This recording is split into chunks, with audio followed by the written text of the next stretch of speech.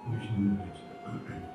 তো এই ক্যাম্প ফায়ারে মোটামুটি ভাবে এটা পরস্পরকে একবার করে দেখে রাখার, কি আমরা একসঙ্গে ছিলাম, কারা কারা ছিলাম,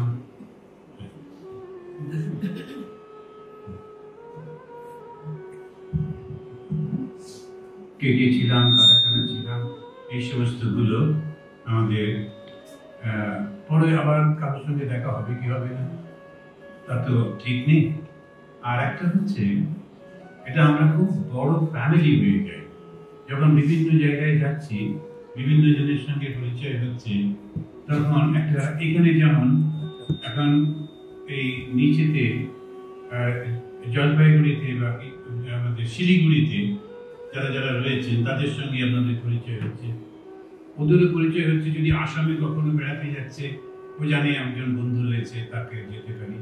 তো এইটা রামকৃষ্ণ পরিবার সবসময় খুব এক্সটেন্ড করে যাচ্ছে, অনেক বড় হয়ে যায় সব সময়। এই জিনিসটি খুব সুন্দরভাবে হয়।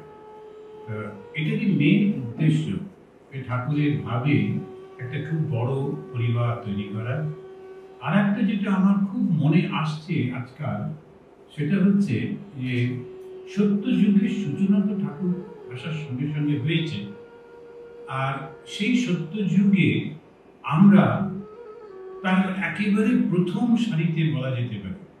যদি স্বামীজি, তার রাজা মহারাজ, এই যে ফার্স্ট গ্রুপটা, তারপরে যে আমরা মোটামুটি ভাবে একটা, এখন এটা তো অনন্তকালের ব্যাপার, একটা বিশাল ব্যাপার, সেটা 100-200 বছর নয়, কয়েক হাজার বছর। তো আমরা সূচনার মধ্যে রয়ে গেছি, সূচনাতে রয়েছে। আমাদের দায়িত্ব হচ্ছে এই সমাজের মধ্যে সত্যটাকে প্রতিষ্ঠিত করা, আমাদের নিজের নিজের জীবনে, আমাদের নিজের পরিবারের মধ্যে, বন্ধু বান্ধবদের মধ্যে, আত্মীয় স্বজনের মধ্যে। আর এই ছোট্ট ছোট্ট দল করে করে রামকৃষ্ণ পাঠচক্র, সারদা পাঠচক্র, এরকম করে করে আর পরস্পরের মধ্যে এসে এসে ধীরে ধীরে ধীরে ধীরে একটা সংগঠন তৈরি হচ্ছে, যার মধ্যে যদি 50 জন মেম্বার থাকে, 5 জনও ঠিক জীবনযাপন করছেন, জপ করছেন, ধ্যান করছেন, প্রার্থনা করছেন, ঠাকুরের বই পড়া হচ্ছে, ছোট ছোট গ্রুপে নিজেদের মধ্যে করা হচ্ছে, যতটা পারা যায়। আর সেইটাই আমরা ওই ঠাকুরের যে রথের কথা স্বামীজি বলেছেন, যে রথটা 1500 বছর ধরে চলবে, আর এই রথের দড়ি যে ধরবে সেই একেবারে ধন্য হয়ে যাবে। আর একটা অদ্ভুত কথা বলেছে, সেটা আপনারা সবাই জানেন, এটা প্রথম ওই স্বামীজির মুখ থেকে বেরিয়েছে, যে যারাই এর বিরুদ্ধে যাবে তারাই ধ্বংস হয়ে যাবে। ধ্বংস হয়ে যাবে বলতে উনি বলছেন সঙ্গে কি বলে অভিশাপ দান। এইটা একটা ভয়ঙ্কর কথা স্বামীজি বললেন, যে সঙ্গে অভিশাপ দান করে এসে যাবে। সেইটাই এই সংঘ মানে শ্রীরামকৃষ্ণ, সংঘ জীব পুরোটাই হচ্ছে শ্রীরামকৃষ্ণ। তো সেই কারণেতে আমরা যে যেমন ভাবে পারি একটু সহায়তা করে যাওয়া, যে যখন সুবিধা হয়। আর ঠাকুর খুব চুজি, বড় লোক হলেই যে তার থেকে সাহায্য দেবেন তা কিন্তু না, ও দেবার ইচ্ছেই হবে না। আমাদের ওখানে একজন রঘু বলে সাউথ ইন্ডিয়ান ছিল, ওর একজন মানে রঘু যাকে বিয়ে করেছে তার বোন, সে রঘুকে গিয়ে বলেছে যে স্বামীজিদের বড় এরকম অসুবিধে, টাকা পয়সা তোমার প্রচুর টাকা, বিলিয়নে, তুমি একটু দাও না ওদেরকে। বলছে আমি রিটার্ন কি পাবো? সুতরাং ওদেরকে দিয়ে কোনো রিটার্ন নেই, বরঞ্চ আমি যদি গভর্নরকে দিই ওর ফান্ডে, তাহলে আমি কোন রিটার্ন আমি ব্যবসা করে পাবো। এখন ও গভর্নরকে দিয়েছিল, এবং আনফর্চুনেটলি এই গভর্নর আর একটা ভুল মেরে ধরা পড়েছে জেলে। আর এত টাকা করতে গেছে রোগ, ওটাও গেছে জেলে। গভর্নর আর দুজনে মিলে জেলে। তো এখন রিটার্ন ও পেয়েছে ঠিকই ঠিকই, কিন্তু ঠাকুর নেয়নি। সেই কারণে যার কাছ থেকে ঠাকুর নেন কিছু, ধন্য হতে হবে। আর যেটুকু সেবা ঠাকুর নিচ্ছেন, তো সেটাতেই বলতে হবে যে আমাকে দিয়ে ঠাকুর এই কাজটুকু তো করিয়েছেন, এতে আমি ধন্য। স্বামীজি বলছেন যে think that you have been chosen for this job, তোমাকে এই কাজটার জন্য দেওয়া হয়েছে। যদি এই চিন্তা ভাবনাগুলো না, এটা তো আদর্শ, এটা তো চাকরি না যে আমি একটা বিশেষ জায়গায় যাব, কেন আমি, সবাই চাকরি করছে, আমি বেস্ট জায়গায় থাকবো, কেন আমি শুধু শুধু ডিফিকাল্ট জায়গায় থাকবো, এটা তো তা না। এটা হচ্ছে একটা মিশন, এটা একটা আদর্শ নিয়ে জীবন কাটানো। যেখানে ঠাকুর পাঠাচ্ছে ওখানেই যাও। কতগুলো লোক বসে আছে, general secretary, assistant general secretary, তারা মানুষ, কিন্তু যখন তাদের মধ্যে দিয়ে একটা চিন্তা আসছে, মনে করতে হবে ওটা ঠাকুরের চিন্তা, বা সেটাতে করা। আর যেই করবে ও সঙ্গে সঙ্গে ব্লেসেড। এক একটা খুব সুন্দর সুন্দর খ্রিস্টান সেন্টদের জীবন পাওয়া যায়। সেখানে একজন টমাস একেম্পিস, তিনি যুদ্ধে একটা পা হারিয়েছিলেন, পা ছিল না, তিনি পরে চার্চে জয়েন করেছিলেন। তো চার্চে একদিন উৎসব হচ্ছে, সেখানে ড্রিঙ্কস কম পড়েছে, আর তখন ওকে বলেছে তুমি গিয়ে বাজার থেকে কিনে আনো। ও রান্নাঘরে চার্চে ছিল বটে, কিন্তু বাজারটা অনেক দূর, যেতে হবে হেঁটে, আর বরফ পড়ছে, স্লিপারি রাস্তায়, ও এই ক্লাচ নিয়ে কি করে যাবে? কিন্তু অ্যাবট বলে দিয়েছেন you have to go, and ও শুড গো। ও তখন ভীষণ ভাবে অ্যাবটের উপর রাগ না করে যিশুর উপরে রাগ করছে, তুমি আমাকে আর কত কষ্ট দেবে, একটা পা যুদ্ধে নিয়ে নিলে, তারপরে এইরকম রান্নাঘরে, আমি যোদ্ধা, আমাকে রান্নাঘরের মধ্যে রেখেছো, এই রান্না করছি, তারপরে তুমি এই বাজারে পাঠালে, তুমি জানো যে কোনো সময় আমি পড়ে গিয়ে রাস্তাতে একটা লোক নেই, কেউ আমাকে তুলতে উঠতে সাহায্য করবে না, আমি তো বরফে মরে যাবো। এটা করতে করতে করতে করতে গেছে, গিয়ে বাজার করেছে, করে আবার ফিরে এসেছে। ফিরে এসে ঢোকার পর মনে হয়েছে আমি কখন গেলাম আর কখন এলাম। ওই সারাক্ষণ যেহেতু ভগবানের সঙ্গে কথা বলছিল, ও বুঝতেই পারেনি ও কখন ওই ডিফিকাল্ট পজিশনটা ও ক্রস করে চলে গেছে এবং পরে এসেছে। তো এইটাই যদি আমরা মনে করি, যখন খুব ডিফিকাল্ট টাইমগুলো আসে, তখন ওই সবসময় মনে রাখতে হয় যে ঠাকুরই আমাকে এটা দিয়েছেন। এই যে একজন গান করছিল না, যে যখন যে যাতনাতে তোমাকে ভুলবো না, ওইটাই আমাকে দিও। তো সেটাই ছিল তাদের কুন্তী দেবীর প্রার্থনা। কুন্তী প্রার্থনা করলেন যেন কিছু কিছু কষ্ট দিয়ে রেখো, তা না হলে তোমায় ভুলে যাবে। আনন্দের বলতে তো মানুষ ভগবানকে মনে করতে পারে না, তো সেজন্য দুঃখ দিয়ে, আবার সেটা বলতে হবে যে এটা সহ্য করতে পারি, এরকম দুঃখ দিই, তার বেশি দিও না, তারা খুব পারে সহ্য যেটুকু করতে পারি। আমার এই জীবনে যে কতগুলো অভিজ্ঞতা হয়েছে, একটাই আমার একটু মানে সেটা হচ্ছে যে খিদে সহ্য করতে পারি না, পেলে খুব কষ্ট হয়। সারা জীবনে কোনো জায়গায় রামকৃষ্ণ জয়েন করার পর থেকে কোনো জায়গায় খাবার কষ্ট হয়, অদ্ভুত। ঠিক কিছু না কিছু ভাবে খাবারটা এসে গেছে। যেমন প্রথমে একজন যখন রিলিফে পাঠালো, রিলিফে 3 জন গেলাম, একজন আমার সিনিয়র সাধু, আর 2টো ব্রহ্মচারী, একটা গুজরাটি, একটা মারাঠি, বাংলা বোঝে না। প্রত্যেকটা ক্ষেত্রে ওরা বলছে হোয়াট দিস, আমি আগে ট্রান্সলেট করতে করতে আমার পাস প্রাণ গেল, কিছু বুঝতে হবে না, যা বুঝবার আমরা বুঝে নিচ্ছি। আমার যিনি ইনচার্জ ছিলেন উনি বললেন আমার কোমরে ভীষণ ব্যথা করছে, আমি কিছু করতে পারছি না, একটা শোবার ব্যবস্থা করছি। তো এইরকম অবস্থার মধ্যে দেখেছি যে ঠাকুর সব ব্যবস্থা করে দিচ্ছে।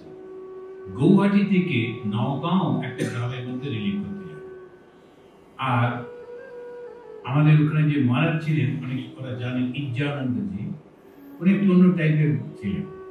তো তিনি বলেন আমি তো গাড়ি টাড়ি দেবো, তোরা বেলুঘাট থেকে এসছো, বেলুঘাট গাড়ি, আমার সঙ্গে কি সম্ভব? তো এরকম ছিলেন একটু। আমি ভাবছি বলছি বাসে করে যাও, গিয়ে দেখলাম বাস দেখতে পাওয়া যায় না, পুরো বাসে মানুষ ঝুলছে, ওর মধ্যেই ওর থেকে একটা মুরগি টুরগি সব রয়েছে বাসের মধ্যে। ভয়ঙ্কর একটা অবস্থা, ছোট্ট বাস হয়ে যাচ্ছে। এগুলো এর মধ্যে অত সমস্ত জিনিসপত্র নিয়ে আমরা যাবো কি করে, অথচ টাকা নেই, কি করি এরকম ভাবছি। তখন ঠাকুরের কাছে এসে প্রার্থনা করলাম বেলুড়মঠ থেকে কোনো রকম কিছু নেই, এখানে কিছু নেই, কি করবো? আমরা কতটা কষ্ট সহ্য করতে পারি। এরকম তো প্রার্থনা হয়ে গেল, খণ্ডনামাটা হয়ে গেল। পুরনো যে উলুবাড়িতে যে মন্দিরটা ছিল, সামনে একটা মাঠ, তো ওইখানেতে পাইচারি করছি। একটা লম্বা ছিপছিপে ভদ্রলোক উনি এলেন, বাংলায় বললেন যে স্বামীজি আপনি নতুন গোষ্ঠী না বেলুড়মঠ থেকে এসেছি রিলিভ করতে যাবেন। ও রিলিভ করতে কোথায়? নওগাঁ। কোথায়? ভিলেজের এরকম পোস্ট। আমি বিরক্তই হচ্ছি, কারণ আমার একটা অন্য চিন্তা চলছে কি করে। আরো গল্প করছে, বলছি কোনো এমনি সাহায্য? আমি বললাম সাহায্য মানে একটা গাড়ি দরকার। তো আমি ভাবিনি যে জাস্ট ক্যাজুয়ালি বলবো আজ মানে গাড়ি দরকার, যাবো কি করে? পরের দিন সকালবেলায় আমরা টিফিন খেয়ে বেরোচ্ছি, নিত্যানন্দকে প্রণাম করে তখন ঝুমঝুম করে তাকিয়ে দেখছি যদি কৃপা হয়, কিন্তু কৃপা হলো না। তো আমি বললাম কিছু করে যাচ্ছ বাসে করে?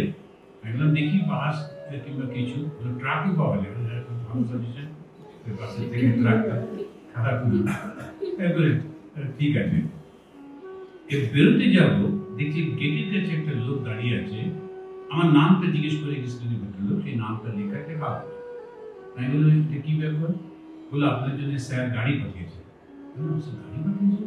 এবার গিয়ে দেখছি দরজার সামনে একটু বাইরে একটা বড় কালো গাড়ি, পুলিশের গাড়ি, বোঝা যাচ্ছে না কিন্তু ওই ইয়েগুলো রয়েছে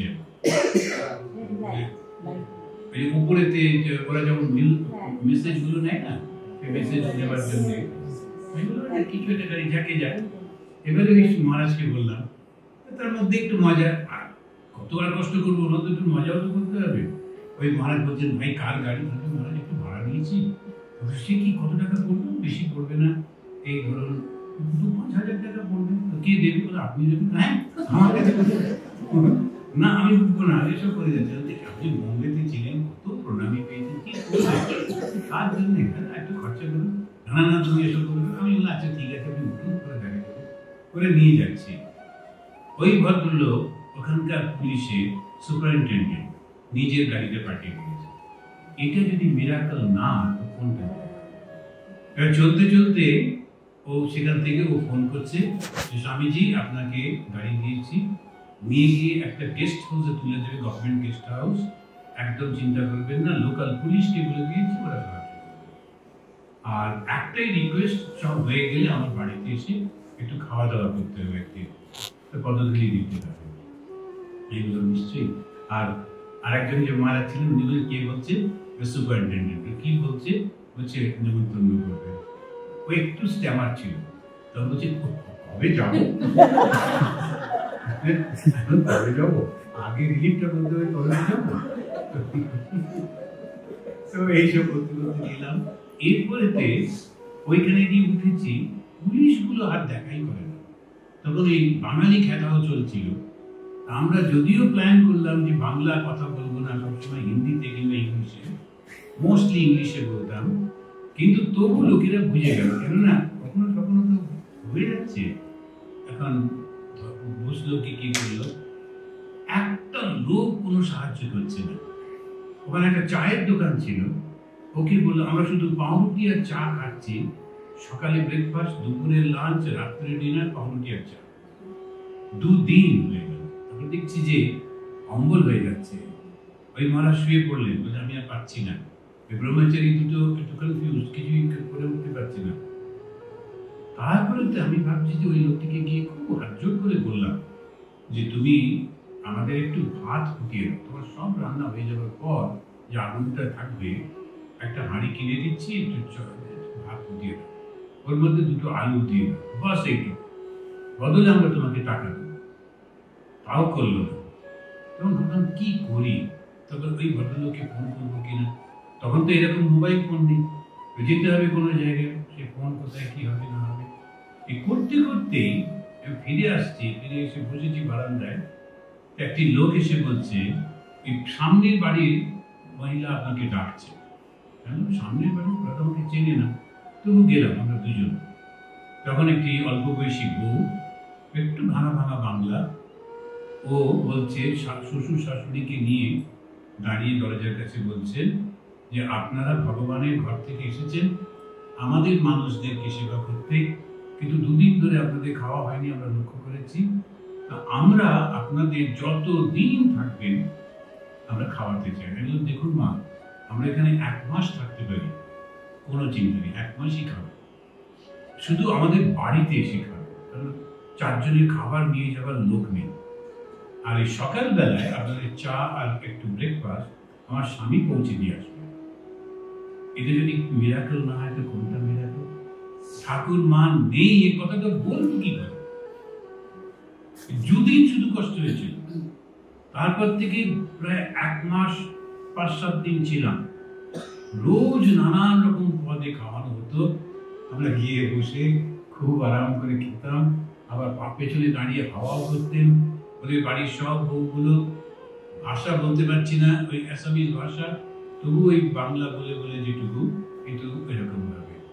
সেই জন্য জীবনের প্রত্যেকটা পদক্ষেপে দেখেছি ঠাকুর মা এরা রয়েছেন। ওই বিশ্বাসটা সবসময় রাখতে হবে। যদি কোনো চ্যালেঞ্জ আসে তখন আরো বেশি করে মাকে জড়িয়ে রাখতে হবে।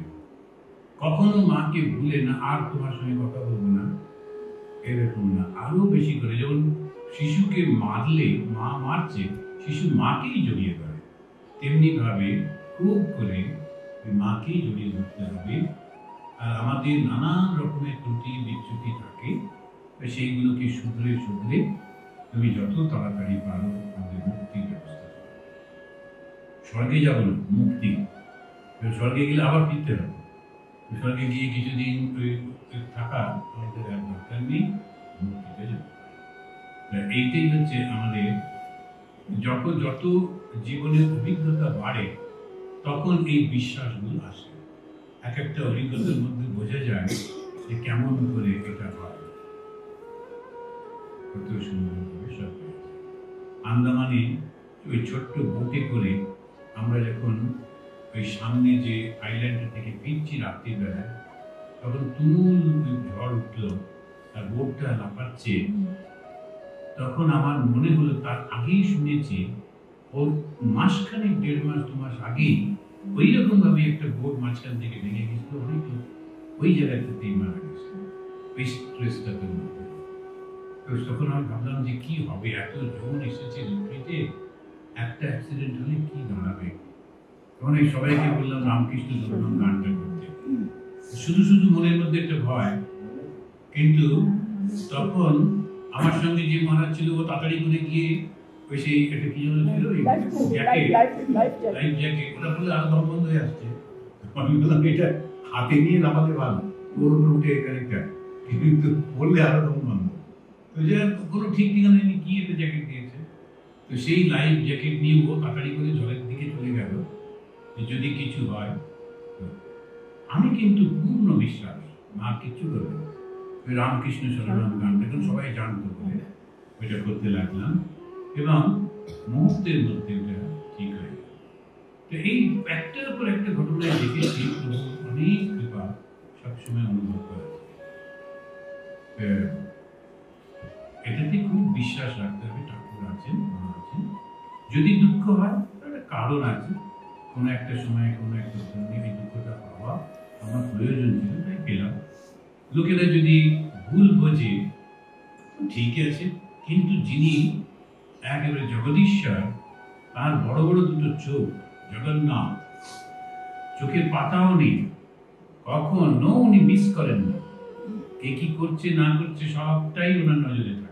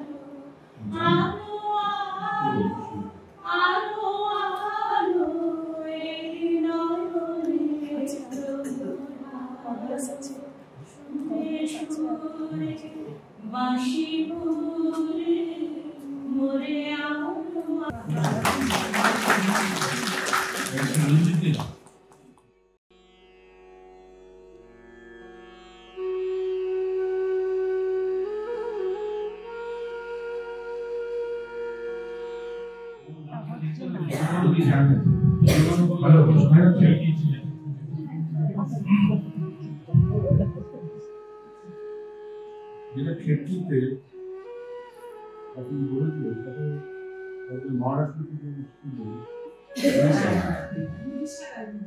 হ্যাঁ বিদিশাতে গিয়েছিল। হ্যাঁ মহারাজ বললেন পর বিদিশাতে ব্যাঙ্গালোর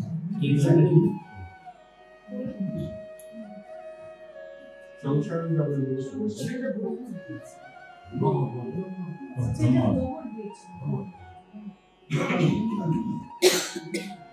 শব্দগুলো বলুন।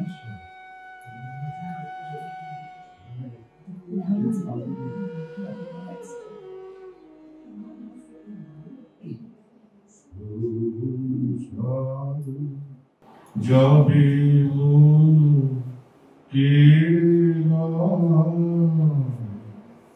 জাগে না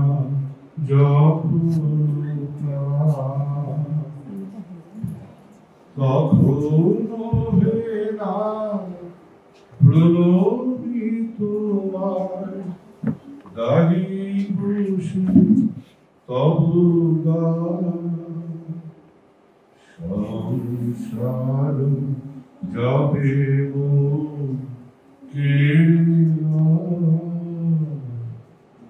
যাবে না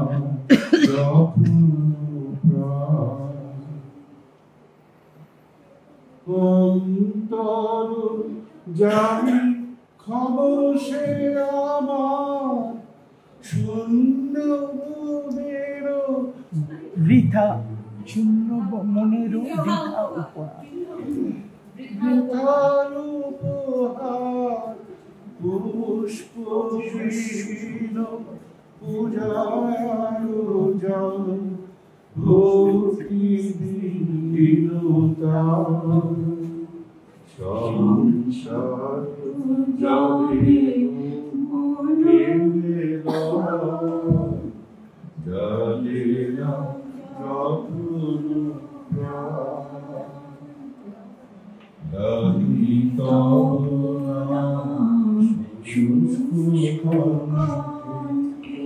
আশা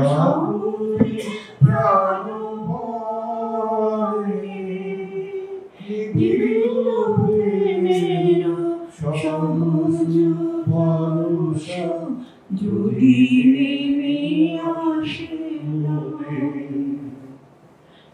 সহসা একদা আপনা হইতে ঘুরিবে তুমি তোমার এই ভরসা করি পদ তলে সংসার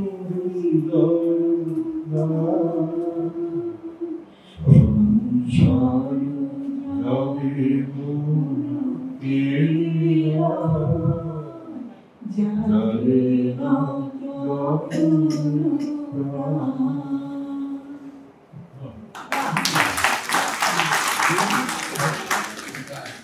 চট্টোপাধ্যায় কমলাকান্ত থেকে একটা কোশ্চেন একটু করবার চেষ্টা করছি।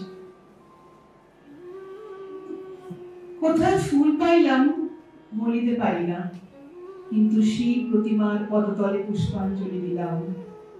ডাকিলাম সর্বমঙ্গল মঙ্গলে শিবে আমার সর্বার্থ সাধিকে, অসংখ্য সন্তান গৃহপালিকে, ধর্ম অর্থ সুখ দুঃখ দায়ীকে আমার পুষ্পাঞ্জলি গ্রহণ করো। এই ভক্তি প্রীতি বৃত্তি শক্তি করে লইয়া তোমার পদতলে পুষ্পাঞ্জলি দিতেছি।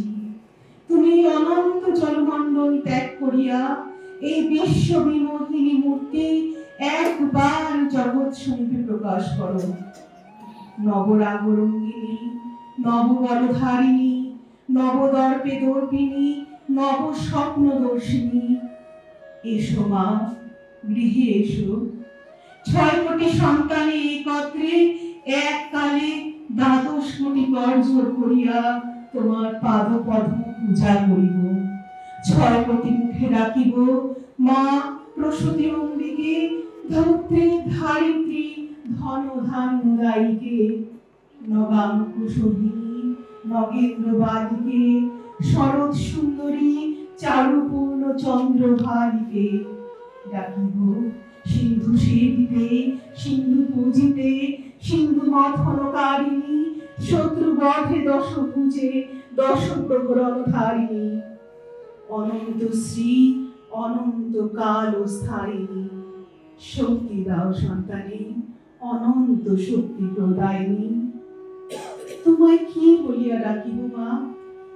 এই 6 কোটি মুন্ড ওই পদপ্রান্তে লুণ্ঠিত করিব, এই 6 কোটি কণ্ঠে ওই নাম করিয়া হুঙ্কার করিব, এই 6 কোটি দেহ তোমার জন্য পতন করিব।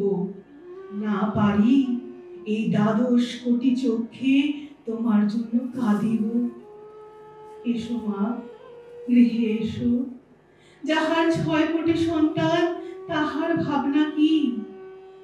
দেখিতে দেখিতে আর দেখিলাম না, সেই অনন্ত কাল সমুদ্রে সেই প্রতিমা ডুবিল। অন্ধকারে সেই তরঙ্গ সংকুল জলরাশি ব্যাপিল, জলকল্লোলে বিশ্ব সংসার পুরিল। তখন যুক্ত পরে সজল নয়নে ডাকিতে লাগিলাম, উঠো মা হিরণময়ী, বঙ্গভূমি বঙ্গভূমি, উঠো উঠো মা, এবার সুসন্তান হইব, সৎ পথে চলিব, তোমার মুখ রাখিব। উঠো মা দেবী, দেবান্ন গৃহীতে এবার আপনা ভুলিব, ভাতৃবৎসল হইব, পরের মঙ্গল সাধিব। অধর্ম আলস্য ইন্দ্রিয় ভক্তি ত্যাগ করিব। উঠো মা, একা রোদন করিতেছি, কাঁদিতে কাঁদিতে চক্ষু গেল মা।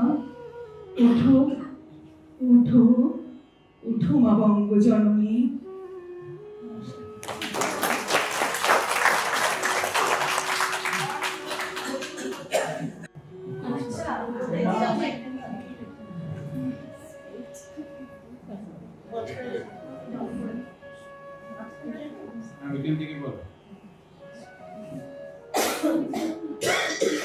সামনে চলে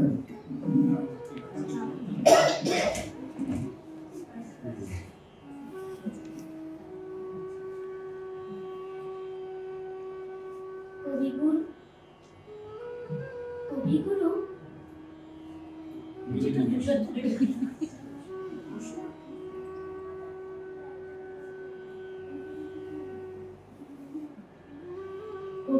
রবীন্দ্রনাথ ঠাকুরের নৌকা যাত্রা।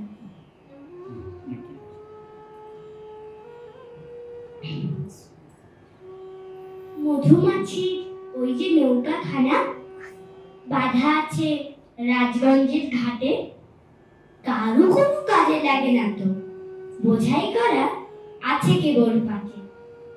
আমায় যদি দেয় তারা নৌকাটি, আমি তবে 100টা দাঁড় রাখি। পাল তুলে দি 4টে 5টা 6টা, বোঝাই করা আছে।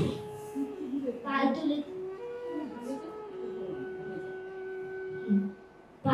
দি 4টে 5টা 6টা, বোঝাই করা আছে কেবল হাতে।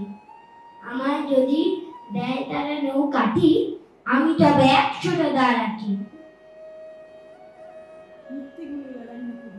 মিথ্যে ঘুরে বেড়াই না হাটে, আমি শুধু যাই একটিবার, 7 সমুদ্র 13 নদীর পার। নমস্কার। ভালো ভালো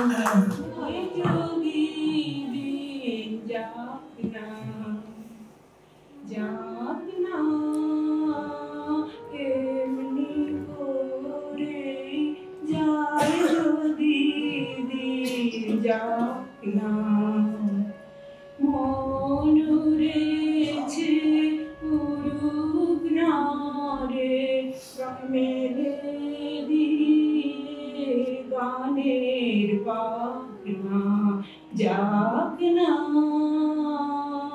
এমনি করে যাই যদি দিন যাক না।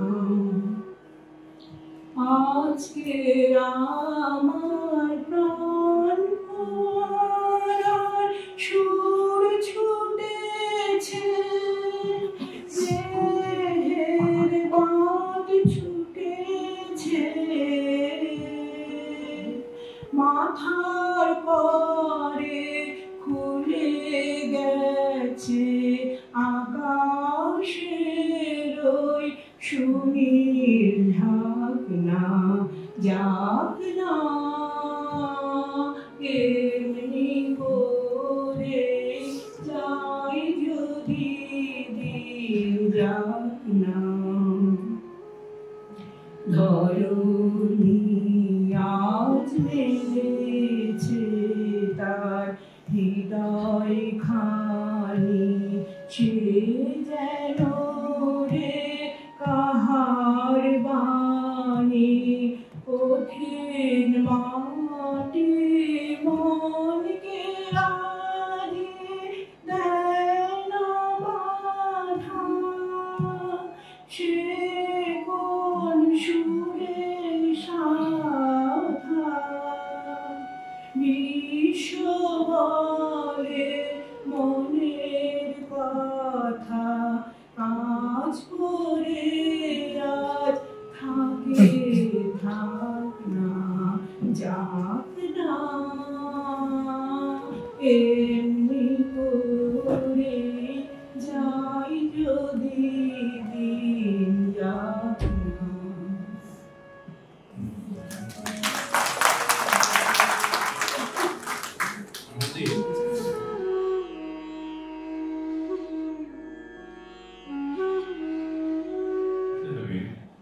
সবসময় পজিটিভ, বুঝলেন? কোনো গান কবিতা কোনো কিছুর মধ্যে নেগেটিভ না। তো আমরা যেমন সেটা ছিল, আমার বাসনা আমি ছিল, একটা কি নাম ছিল, সাধনা আমি ছিল, বাসনা ছিল, আশা না করিল। তো ওটাই জানতাম, চেরাপুঞ্জিতে জয়েন করেছি। তো আপনি বলছে যে একটা গান করো, আমি খুব একেবারে দুঃখী মন করে মুখ করে আমার আসনা, তখন একজন মানুষ, কি কি বাসনা আছে তোমার, কোনটা কোনটা ভাবিনি সেটা বলো। সুতরাং ওই সমস্ত না, সব সময় একেবারে হ্যাঁ একদম পজিটিভ গানগুলো করতে হবে। তো সেইটাই হচ্ছে আসল। চেরাপুঞ্জিতে আমাদের জীবনটা খুব মজার ছিল, ভীষণ একেবারে বৃষ্টি পড়তো তো, আর টিনের চাল, কিন্তু আমি কথা শুনতে পারতাম না। হ্যাঁ, তখন খুব চিৎকার করে করে কথা বলতে হতো একজন আরেকজনকে। তখন আমাদের শান্ত উপরান্তজি বলছেন, তোমার মুখটা নড়ছে দেখছি, কিন্তু কি বলছো বুঝতে পারছি না, গালি তো দিচ্ছ না তো। সব করতে তো মাস্টার মশাইরা আমাদেরকে মাঝে মাঝে নেমন্তন্ন চেঞ্জ করবার। তো ওইখানেতে যখন আমরা যেতাম, তখন অমিতাভ মহারাজ বলতেন, ও একটাই গান জানতো, হারমোনিয়াম বাজিয়ে। তো আমাদেরকে বলতো, ওখানে যাওয়ার পর ওকে বলবেন মাস্টারজিকে, অমিতাভ মহারাজ ভালো গান জানে, একটা গান করতে বলুন। তখন অ্যাকচুয়ালি ওরা বলবে গান করুন গান করুন। তখন আমি জিজ্ঞেস করবো কোন গানটা করবো, তখন আপনারা এই গানটা বলবেন, কারণ আমি একটাই জানি, আর দ্বিতীয় গান বললে জানি না। এইসব নানান রকম মজা টজা হতো, খুবই আনন্দে কাটতো। এখন আনন্দের মধ্যে না থাকলে সন্ন্যাসীর জীবনটা এত কঠিন হয়, ভীষণ সমস্যা হয়ে যায়। সেই জন্য সবকিছুর মধ্যে, কেননা সারাক্ষণ মনটা জগৎ থেকে তুলে আনতে হবে। কিন্তু কিছুতে একটু চাই, সেই জন্য ঠাকুর নিজেও বলছেন মাঝে মাঝে আমি আশ ধোয়া জল দিই, কেননা ওইটা না হলে সন্ন্যাস জীবন থাকতে পারবে না। ধীরে ধীরে ধীরে ধীরে যখন ম্যাচুরিটি আসছে, তখন একটা জিনিস, এটা খুবই সুন্দর। আমার জীবনে অন্তত আমি ঠাকুরের কৃপা পেয়েছি, যারা সব ছিলেন খুব মজার মধ্যে দিয়ে কাটতো। আর বিশেষ করে অমিতাভ সবসময় ও ছিল যে কমিউনিস্ট যে স্টুডেন্টস লিডার পাটনাতে, সুতরাং সেখান থেকে কলকাতা গিয়ে এসেছেন। বাবা একদিন খুব করে বলছেন যে বাবা সন্ন্যাসী হয়েছ, খুব আদর্শ জীবন যাপন করো, মুক্ত মুখ। তো যেখানে প্রিন্সিপাল মহারাজ ছিলেন উনি খুব মুখ, এইরকম বাবা ছেলেকে এইভাবে উৎসর্গ করছে, চুপ করে আছে। তো মহারাজ চলে যাওয়ার পর বলছে, মহারাজ জানেন না বাবা জানে আমি বাড়ি ফিরলে অনেক উৎপাত, তাই ইন্সপায়ার করছি। এইসব করতো। তো খুব সুন্দর জীবন, কিন্তু ওকে সবসময় মনে রাখতে অল পজিটিভ, অলওয়েজ, সবসময় কোনো দুঃখ টুঃখ নয়। আত্মস্থানন্দজিও খুব মজা করতে পছন্দ করতেন সবাই এর মধ্যে, এমনকি তো আমাদের যখন ট্রেনিং বিপিটিসি জাস্ট জয়েন করার আগে আর কি, তখন নেব কি নেব না এরকম অবস্থা চলছে, তাকে বলতো প্রি প্রফেশনাল ট্রেনিং সেন্টার। কিছু ছেলে থাকে, এখনো থাকে। আমাদের নানা রকমের ডিউটি পড়তো, কখনো এইটা কখনো সেইটা। আমার আর আরেকটি ছেলে খুব ভালো তবলা বাজাতো, আমাদের দুজনে ডিউটি পড়লো বাথরুম পরিষ্কার করা, তো পাবলিক ল্যাট্রিনগুলো। তখন তো অন্য কোনো গান শিখিনি, তো সেই কারণে যে গানগুলো আগে জানতাম সেগুলো গাইছি। তা আমি একটা গান করছি আর ও মুখে মুখে তবলা বাজাচ্ছে ডুডুডুডু করে, খুব ভালো ব্যাপার। আর দুজনে বেশ জমে গেছে। আমি বাইরে থেকে জল নিয়ে এসে ঢালছি আর ও ঝাড়ুটা দিয়ে করছে, পরিষ্কার করছে। আমি বলছি যে তোমারই ভালোবাসিছি, তোমাকেই ভালোবাসবো, ওই যে গানটা ছিল, তো ওই ধমকে আরো ভুলেই গেছি। আর সেই পাশ দিয়ে আত্মস্থানন্দজি যাচ্ছিলেন, বাঘের কত গলা, তো উনি আমাকে কিছু না বলে তখন গম্ভীরানন্দজি জেনারেল সেক্রেটারি বলছে, মহারাজ একটু বারান্দায় আসুন, এই ব্রহ্মচারী তো কাকে ভালোবেসেছে বলছে। আমি এত ভয় পেয়ে গেছি, তাড়াতাড়ি করে গিয়ে একটু বাথরুমের দরজা বন্ধ করে বসে আছি, আর ও ঝাড়ুটা পেলে পালিয়েছে। এসব খুব মজা মজা সব হতো। আর কিন্তু অদ্ভুত ছিল আত্মস্থানন্দজি, যখন ওনার কাছে গিয়ে বসতে হতো রাত্রে খাবার পর, তারপরে উনি দেখতে এই তুই একটা গান কর, গান জানো আর না জানো একটু করতে হবে। তো সবাই একটু তৈরি হয়ে থাকতো। তো এখন যে দিল্লিতে আছে ওই মহারাজ, তো ওর হয়তো মনে নেই, ভুলে গেছে। তো ও জানতো যে একটা গান করতে হবে, সেটা বাংলা গান শিখেছে, তামিল কিন্তু শিখেছে বাংলা গান প্রাণপণে। তারপরে খুব করে একটা বাংলা গান করলো, মাঝে মাঝে মা শব্দটা বুঝতে পারছি না পরে, তারপরে খুব গান করে হাসি হাসি মুখে বসে আছে যে আমরা হাততালি দেবো এবং অ্যাপ্রিসিয়েট করবো। আত্মস্থানন্দজি গম্ভীর হয়ে আমাদের জিজ্ঞেস করছেন কি গাইলো, ওই যে বাংলা গান গেছে, পুরো তামিল উচ্চারণে করে গেল।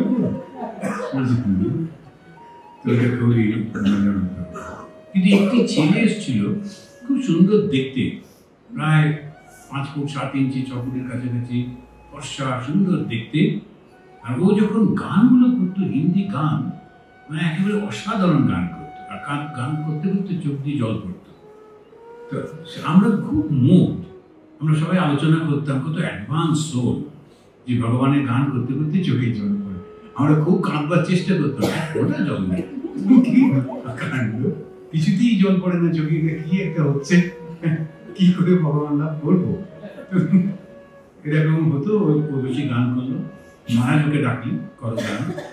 আর ওনার এরকম টেবিল ছিল, সেই টেবিল থেকে একটা সব লাইট অন্ধকার করে একটাই বাল্ব জ্বালিয়ে মুখের উপর ফেলতেন, যে গান করছে তার উপর। আর এরকম করে ওর দিকে তাকিয়ে থাকতেন যখন গান করতেন, বড় বড় চোখ করে দেখতেন। ভগবান জানে কি দেখতেন। ও যখন গান করতো, ওই ছেলেটি যখন গান শেষ করলো, আমরা পরস্পরকে ধাক্কা দিচ্ছি, জল চোখে জল এলো কিনা, কেন ও কেঁদে আকুল, সমস্ত জামা ভিজে যাচ্ছে। আর কেউ কেউ কেঁদেছে, আমরা কিছুতেই চোখে জল এলো না দেখে, কিন্তু মোটামুটি মোছামুছি চেষ্টা করছি, না কিছুতেই জল নেই, কিন্তু খুব মুগ্ধ হলাম। একদিন খুব অদ্ভুত ভাবে আত্মস্থানজি ওকে বললেন তুমি বাড়ি চলে যাও। আমরা খুব অবাক, এত ডিভোটেড ছেলে এইরকম সুন্দর, কেন মহারাজ বাড়ি যেতে বললেন? নিজেদের মধ্যে একটু আলোচনা, কেন মহারাজ যেতে করলেন, এটা বোধহয় একটু ভুল হয়ে গেল, কেন এরকম করলেন, ইত্যাদি ইত্যাদি। কি করে জিজ্ঞেস করবো? জিজ্ঞেস তো করা যায় না। আমাদের আরো দুজন সাধু ছিলেন, যারা একজন শাস্ত্র পড়াতেন আর একজন আমাদের এই স্তোত্রগুলো শেখাতেন, সমনা ভগবত ইত্যাদি। তো ওকেই জিজ্ঞেস করলাম। ওই মহারাজকে দেখলাম, উনি এখন আরোগ্য ভবনে রয়েছেন। আমি বললাম যে আপনি আরোগ্য ভবনে কেন এলেন? বললো না, রিটায়ারমেন্ট নিয়ে চলে এসছে। তো উনি আমাদের ছিলেন টিচার। তো আমি জিজ্ঞেস করলাম মহারাজ কেন তাড়িয়ে দিয়েছেন ওনাকে? তো বলছে এরকম, এই কথাটা কাউকে বলতে যেও না বলে উনি বলছেন ওই ছেলেটি সিনেমায় কাজ করতো, সিনেমা করতে ও গেছিল সিঙ্গাপুরে গিয়ে একটা কোনো খারাপ কাজ করেছে, তারপরে ওখান থেকে অ্যারেস্ট করবে বলে পালিয়ে চলে এসে রামকৃষ্ণ মিশনে ঢুকে পড়েছে। কিন্তু কেউ আমরা ওর ব্যাকগ্রাউন্ড জানতাম না। মহারাজ এরকম করে যে তাকাতেন, ভেতরটা দেখে নিতেন একদম, বলছে না কিছু একটা তোমার গোলমাল আছে, তুমি সাধু হওয়ার উপযুক্ত না, ওকে বাড়ি পাঠিয়েছে। এইরকম সাধু আমাদের আছেন যারা এরকম করেন। গম্ভীরানন্দজি মহারাজকে একটি ছেলে, সে তামিল ছেলে, তার মনে হলো মা কালীকে দর্শন করেছে। তো দর্শন করার পর বললো যে আমার ঈশ্বর দর্শন হয়ে গিয়েছে, আমি আর কাউকে প্রণাম করবো না, কারণ আমার তো ঈশ্বর দর্শন, আপনারা আমার এত থাকে না, আর একটু দেখি ঈশ্বর দর্শন কি হলো। তারপরে ও বললো যে আমি প্রেসিডেন্ট মহারাজের সঙ্গে কথা বলবো। প্রেসিডেন্ট মহারাজ স্বামী বীরেশ্বরানন্দজি মহারাজ তখন ছিলেন না মঠে। তারপরে তো বললো আমরা গম্ভীরানন্দজির সঙ্গে অ্যাপয়েন্টমেন্ট করবো। আমি ওকে খুব ভালোবাসতাম, ও শুধু দুধ আর কলা খেত সকালবেলায়, আমরা আমাদের কাপের দুধটা ওকে দিয়ে দিতাম, সবাই এক কাপ করে দুধ পেতাম, সেটা ওকে দিতাম, কেন ও তো আর কিছু খায় না, আমরা তো দুপুর রুটি টুটি খাবো। তারপরে তো ওর জন্যে আমাদের গেঞ্জি টেঞ্জি ওগুলো শেয়ার করতাম, যাতে তুমি করো, নতুন গেঞ্জি ওকে দিতাম করে টরে। ওকে খুবই ভালোবাসতাম, ভীষণ ইন্টেলিজেন্ট ছিল। ক্যালকাটা বুক ফেয়ারে বাংলা পড়তে পারতো না, কিন্তু বইগুলো ছবি দেখে নাম মুখস্থ হয়ে গেছে। একজন ওকে পড়ে পড়ে দিচ্ছে, তো ওই ছবিটা দেখলো, ওই যে ইয়ের ওপরে, কভারের ওপরে ওই ছবি দেখে বইটার নাম এবং দাম ওর মুখস্থ ফটফট করে লিখতো। ভীষণ ইন্টেলিজেন্ট ছিল। তো ওই ছেলেটির এরকম হলো। তারপরে কি করে, আমি ওকে বুদ্ধি দিলাম তুমি বুদ্ধিসানন্দজির কাছে যাও। বুদ্ধিসানন্দজি যে একদম মায়ের মতো, তো কিছু একটা গোলমাল করছে বুঝতে পারছিলাম, কিন্তু ওকে বললাম তুমি বুদ্ধিসানন্দজির কাছে যাও। ও না, আমি গম্ভীরানন্দজির কাছে। ওর কপাল। এবারে গম্ভীরানন্দজি চোখে দেখতে পেতেন না। দুটোর সময় উঠে উনি ডিকটেট করতেন গীতা লেখা হচ্ছিল। 4টের সময় উনি চা নিয়ে বসতেন, তারপরে ওয়াকিংয়ে যেতেন। ওই সেই সময় অ্যাপয়েন্টমেন্ট হয়েছে, যেহেতু পার্সোনাল কথা, তো সবাই বেরিয়ে এসছে, এসে দরজাটা ভেজিয়ে দিয়ে ওকে পাঠিয়েছে। যে মুহূর্তে ওনার পর চরণ স্পর্শ করেছে, গম্ভীরানন্দজি গলা আওয়াজই পাওয়া যেত না, খুব গলায় কথা বলতেন। তিনি জোরে জোরে ওনার সেক্রেটারিকে ডেকে বলছেন যে তুমি কাকে পাঠিয়েছ, বলে ওকে একদম সমস্ত যা যা অন্যায় করেছে ও করে বলে গেলেন।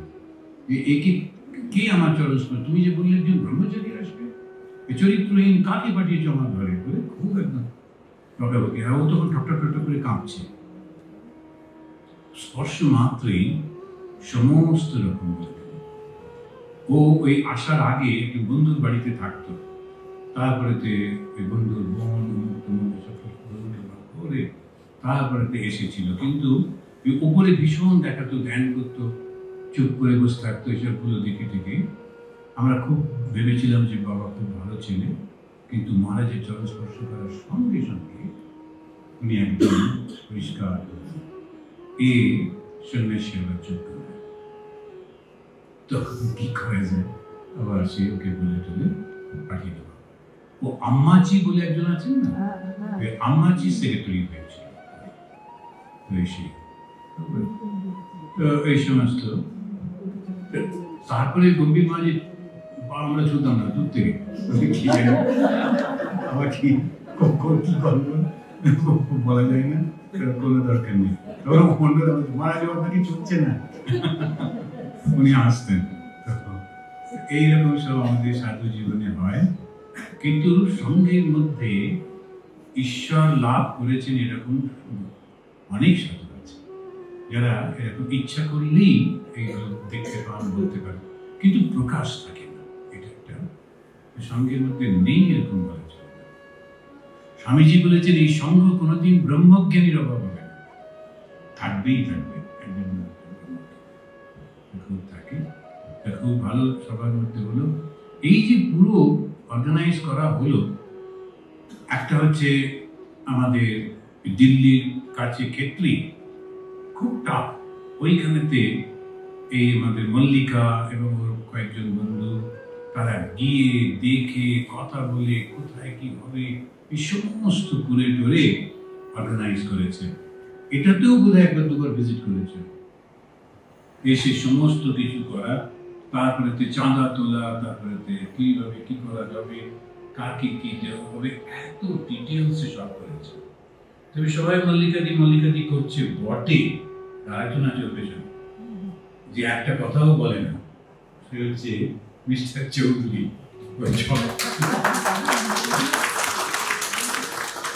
মিস্টার চৌধুরী যদি ভদ্রলোক দেখতে হয় তো মিস্টার চৌধুরীকে দেখতে হয়।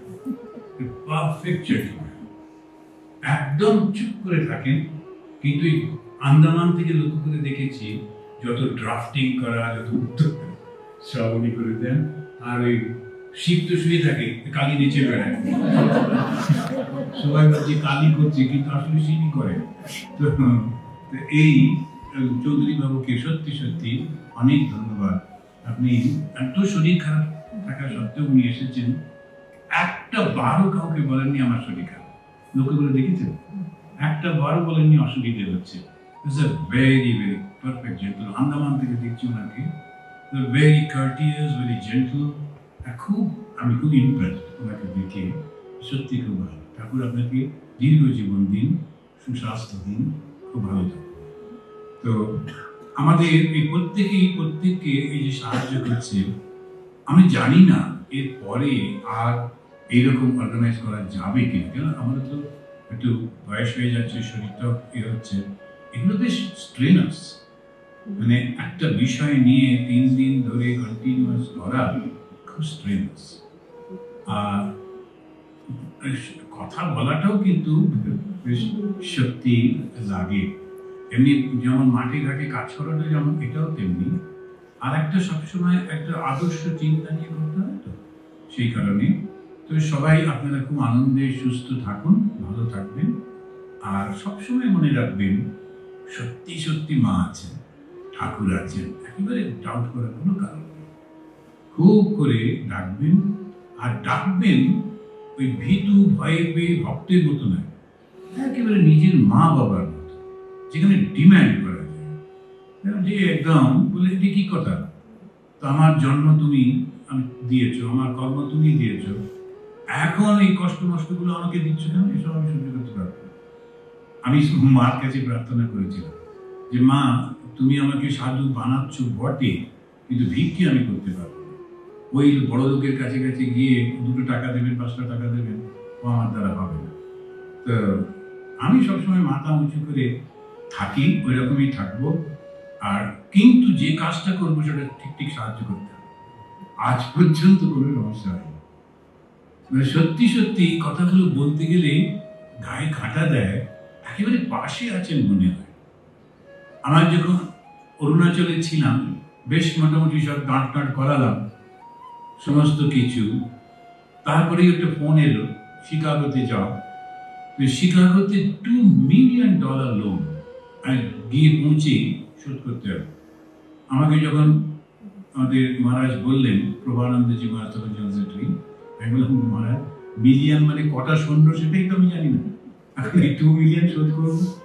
একটা লোককে চিনি না, কাকে বলবো?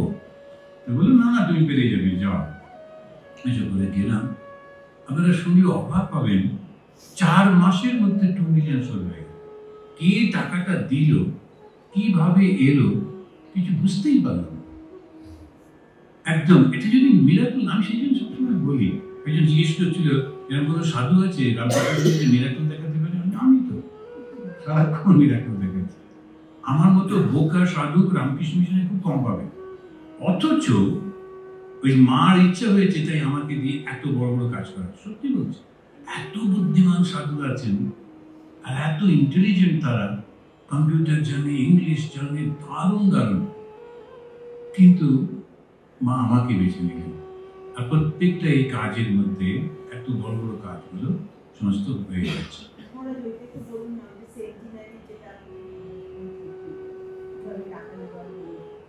না ওইগুলোতেই একটার পর একটা কেউ না এসেই যায়।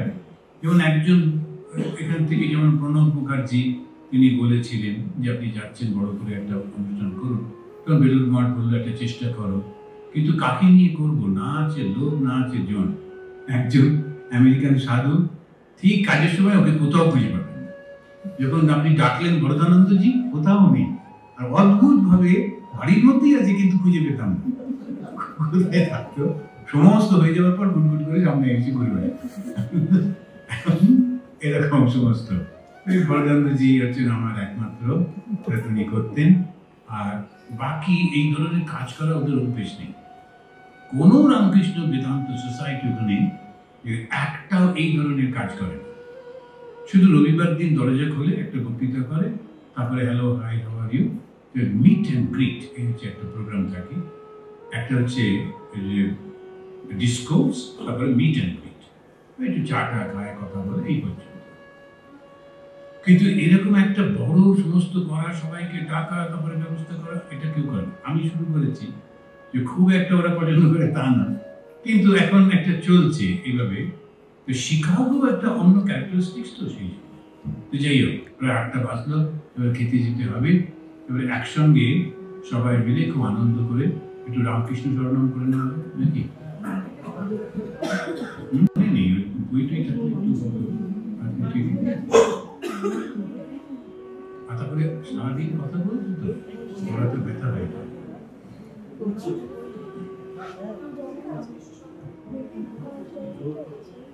আপনাদের মধ্যে কেউ কিছু করতে চান, কিছু বলতে চান, কেউ গান বা কবিতা কিছু করতে চান আপনারা?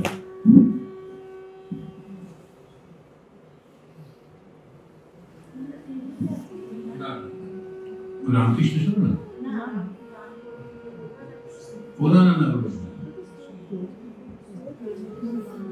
এটা হচ্ছে শুধু এই যে সুপ্রভাতম, এইটার মধ্যে সোমবার থেকে রবিবার ভাগ করে দিয়েছে।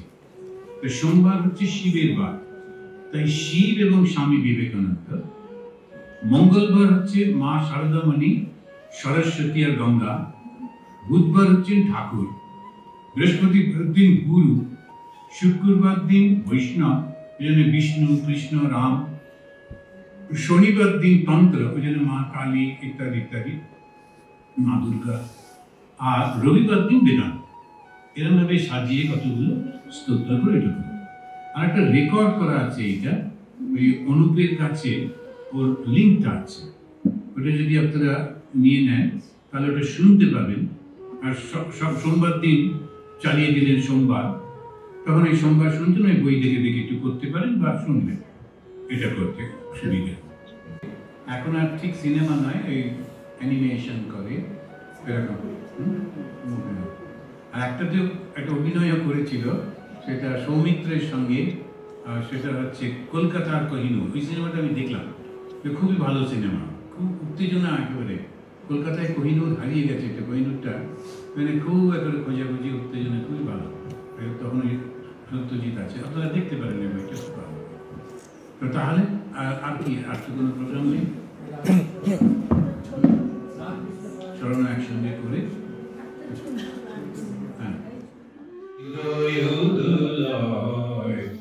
দোলাই তোমায় এসো, হৃদয় দোলায় দোলাই তোমায়, প্রাণের ঠাকুর রাম কৃষ্ণ মম, তুমি যে মোর প্রিয়তম, তুমি যে মোর প্রিয়তম, প্রাণ মম প্রাণ মম, এসো হৃদয়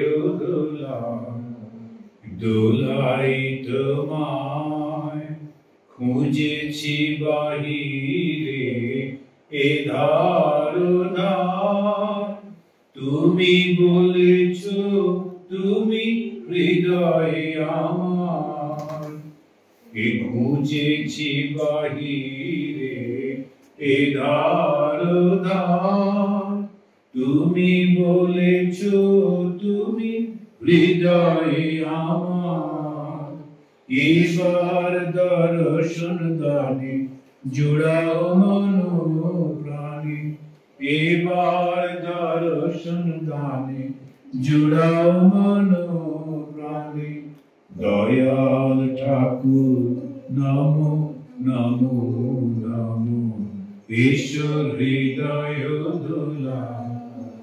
দোলাই তোমায় ঈশ্বর হৃদয় দোলাই তোমায়। বাস রাম কৃষ্ণ শরণম রাম কৃষ্ণ শরণম শরণে জয় জয় রাম কৃষ্ণ শরণম রাম কৃষ্ণ শরণম রাম কৃষ্ণ শরণম শরণে প্রভু কৃপা হি কেবলম কৃপা হি কেবলম কৃপা হি কেবলম শরণে प्रभु कृपा हि केवलम कृपा हि केवलम कृपा हि केवलम शरणे जय जय राम कृष्ण शरणम राम कृष्ण शरणम राम कृष्ण शरणम शरणे शरणागतहं शरणागतहं शरणागतहं शरणे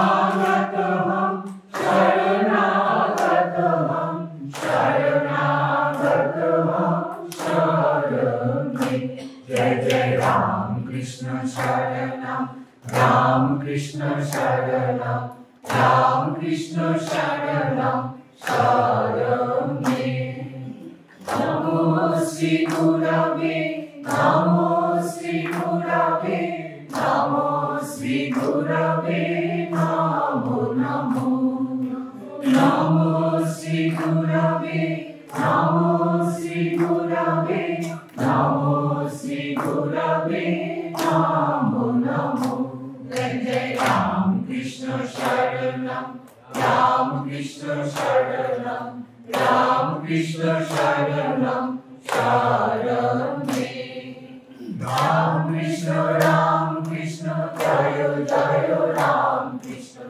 जय जय राम कृष्ण जय जय राम कृष्ण जय जय